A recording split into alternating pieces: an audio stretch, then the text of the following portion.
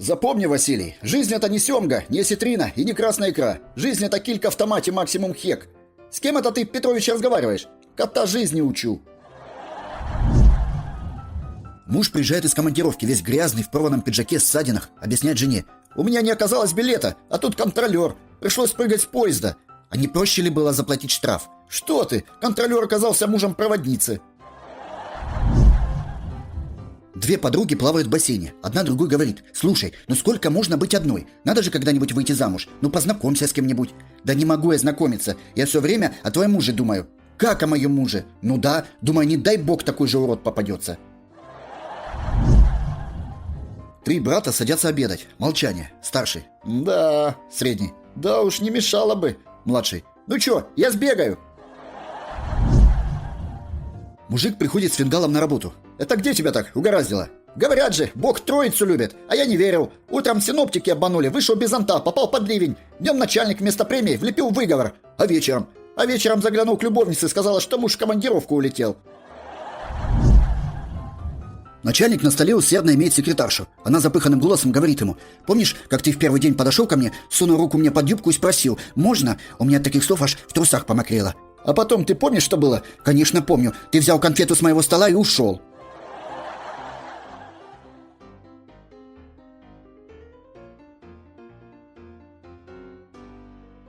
All right, everyone's presentations are done. Nick, the manager, said as he tried to move the discussion forward. Excuse me, I haven't. I recently found out something. Nick interrupted me and began to speak. There's apparently someone in this department who didn't graduate high school and is just a part-timer. Meetings should be for employees only. Absolutely right. His lackey, Mike, of course, agreed with Nick. I'm leaving. After leaving the meeting room, I started to shut down my computer. I noticed that an email had arrived, not in my personal inbox, but in the company's shared email. Thinking, there's no point in speaking up, no one will listen, I went home quietly. The next day, I heard a commotion from Nick's desk. He was staring at his computer screen, his face pale. Nick? Is something wrong? Mike looked at the screen with him. And he turned even paler than Nick. Why is he so angry? Knowing the reason for Mike's distress, I thought to myself, serves them right. My name is Adam. My mother passed away when I was in the 9th grade, and I was raised by my father. Well, you could hardly call it being raised. After my mother passed, my father changed. He drowned his sorrows in alcohol, and though he still went to work, he squandered our living expenses on horse racing. Because of that, I had to start working part-time as soon as I entered high school. Every month, I went to the convenience store with bills in hand that couldn't be auto-deducted from my father's account. Even though I endured it because I didn't want to be alone, I reached my limit in my second year of high school and dropped out. I found a live-in job at a distant inn. Thank you for everything. The day I left home, my father, still staring at the TV, spoke. Take care. That was our last conversation. Back then, 18 wasn't the age of majority, so I needed my father's permission to work, and I couldn't hide my place of employment. Yet, my father never visited me even once. I kept working just to survive, and before I knew it, I was 42. Years of hard work paid off, and I was transferred to the headquarters. I was thrilled to be recognized by the company, as I thought I'd be working in the field until retirement due to my lack of formal education. Listen up. Our work can change the future of our employees. Don't drag us down. On my first day after the transfer, Nick, dressed in an expensive suit, spoke sternly. There was a reason for this. Our inn was located in a prominent tourist destination, known so well that everyone in the state could sing its commercial jingle. At its peak, we had 5 locations within the state. But that was long ago. Due to financial difficulties and aging facilities, only the place where I had worked for many years and the original establishment remained. I was prepared to lose my job anytime, but now there was a glimmer of hope. With the rise of social media, the tourist area where the inn was located started gaining attention again. Depending on how hard the sales department, where I was transferred, worked, we could either thrive or be forced to give up this prime location to the new hotel chains continuously popping up. For Nick, who had switched careers from another industry to strengthen our sales, this was a battle he couldn't afford to lose. I understood why he had to be strict. I will do my best. Nick sneered at my enthusiastic declaration. Did you not hear what I said? I'm sorry. I thought I was listening carefully.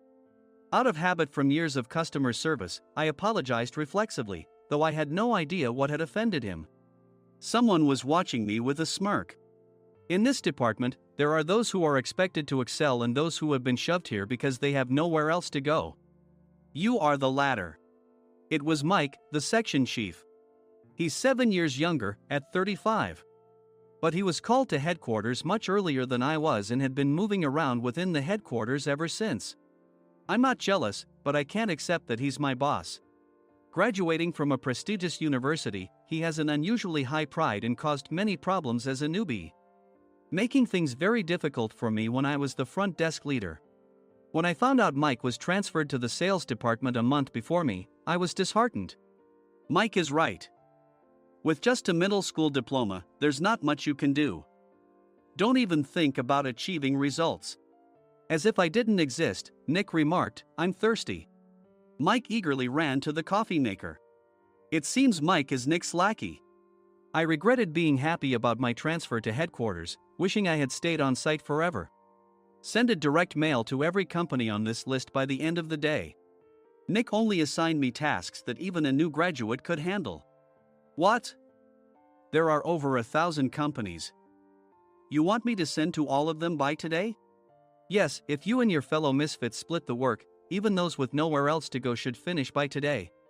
I glanced at the employees typing away expressionlessly.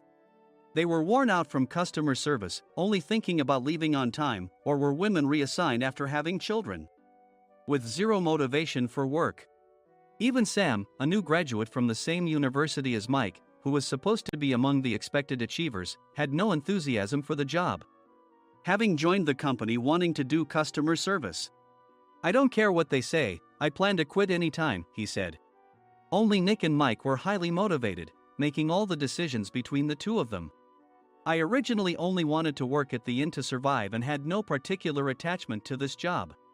I swallowed my words, thinking I had no right to reprimand them. About a month after the transfer, Nick told us with a frustrated look. To commemorate the 50th anniversary, we've decided to create a plan exclusive for one group per day. Originally, Mike and I were supposed to come up with it, but our president, Mr. Thompson, insists on hearing everyone's opinions.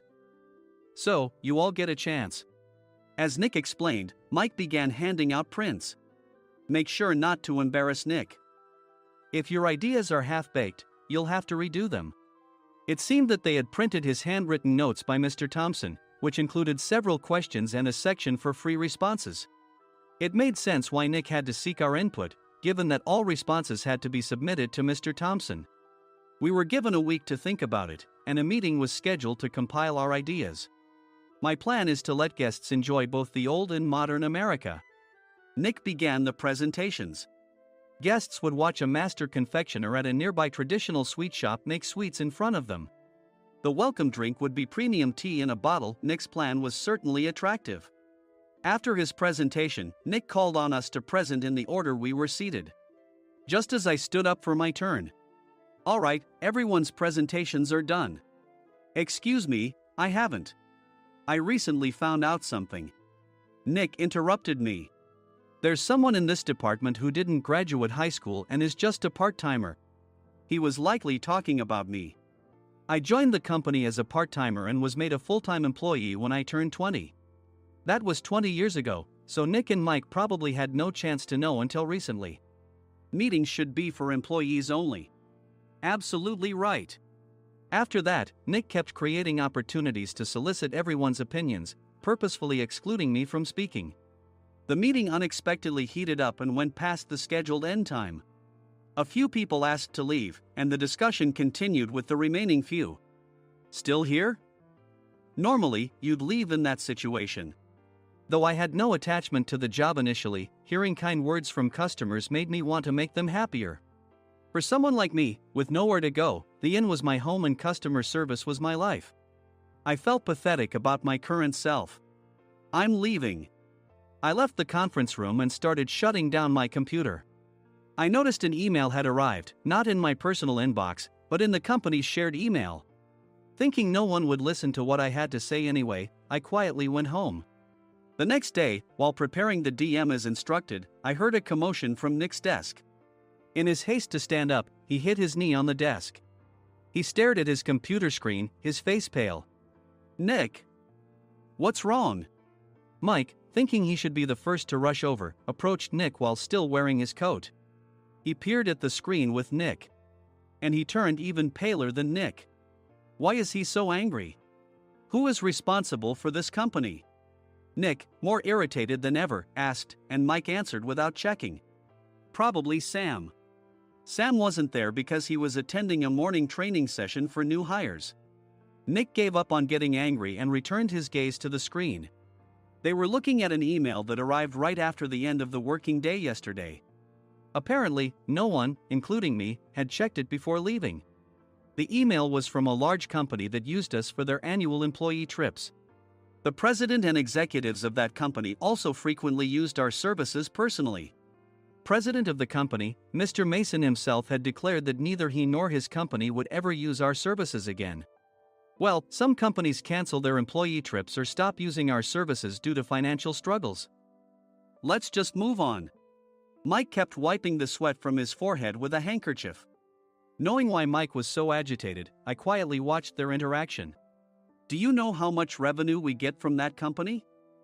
We can find other guests to fill the rooms, but we'll lose the banquet costs, gift shop revenue, rental car fees, and more. Moreover, the gifts were supposed to be prepared by the traditional confectionery shop involved in Nick's proposed plan. If it's known that we incurred such a huge loss at this critical time, Nick's position in the company would be jeopardized. Nick took a deep breath, seemingly trying to calm himself. All right, Mike. Go to New York right now and apologize to Mr. Mason. What? You're coming with me, right? I have urgent work to do. I trust you, which is why I'm entrusting this to you. Please. Mike, believing Nick's sincerity, agreed with a determined look on his face, saying, yes. That's Nick for you.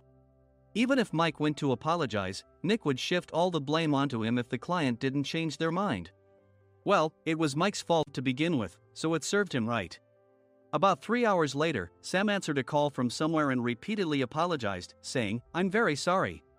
Everyone watched to see what was happening. After ending the call, he informed Nick with a weary tone. When Mike arrived at the client's company, he only made things worse, further infuriating Mr. Mason.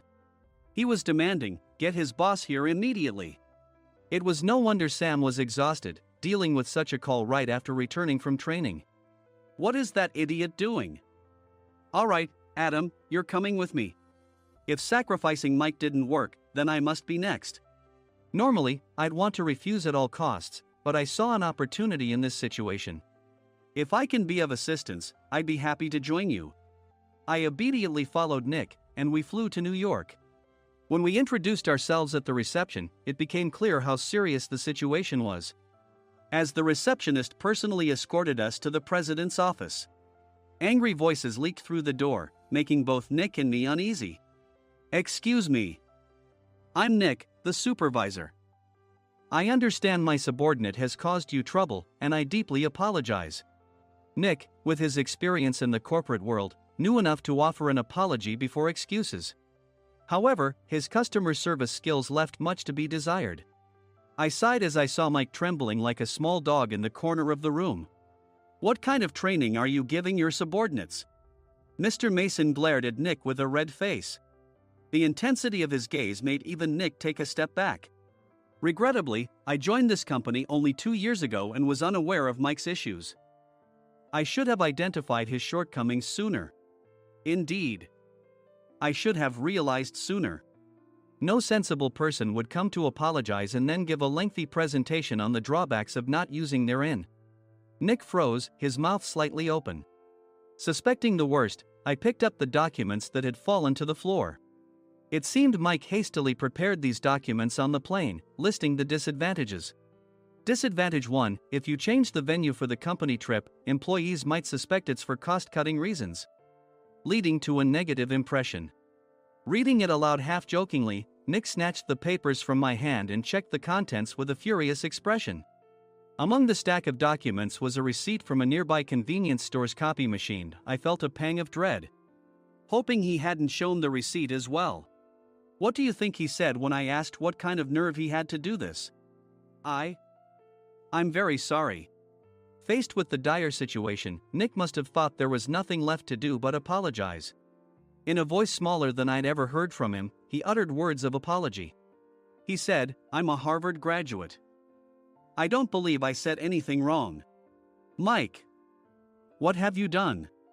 Forgetting his plan to pin the blame on Mike, Nick yelled loudly, even in front of Mr. Mason. "I didn't do anything wrong." "You're still saying that? Look at him." Mike pointed at me with a shaking hand. "I was assigned to headquarters in my 20s and now I'm a section chief. This guy only made it to headquarters at 42. Everything I've done proves I was right. So why are we losing the contract?" Having said his piece, Mike collapsed to the floor. "Of course. You were sent there because you had nowhere else to go." Mike never expected to hear such words from someone he looked down upon. He lunged at me, and Nick hurriedly stepped in to stop him. "Mr. Thompson told me Mike is a quick thinker, and to take good care of him." There's no way he was pushed aside. "Don't make things worse here. He didn't say quick thinker, he said only quick-witted, didn't he?" I don't remember that part. I recalled the many troubles Mike caused when he was a newbie. When Mike was on the front line, his pride was so high that he never apologized to customers. Customer service, especially in our job, doesn't work alone. It brings both good and bad situations.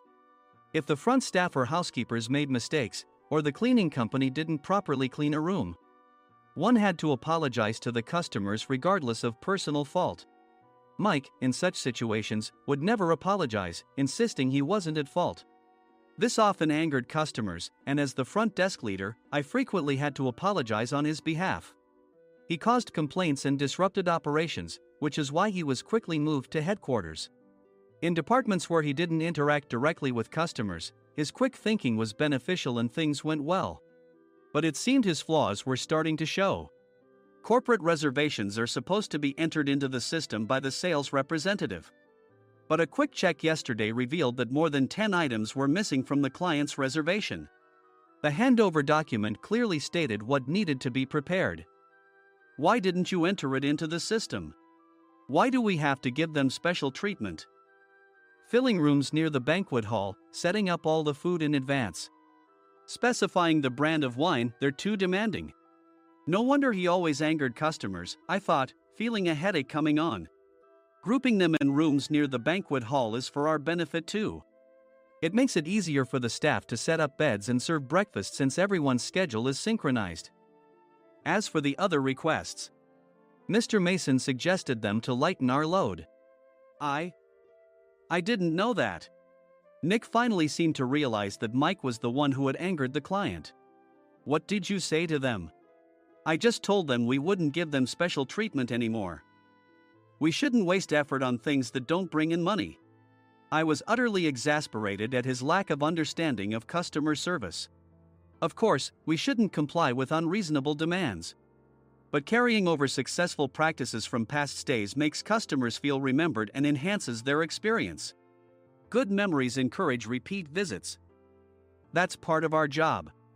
I looked down at Mike, who was sitting on the floor. In our job, nothing is a waste. Mr. Thompson likely moved you to the sales department, hoping you'd finally understand this.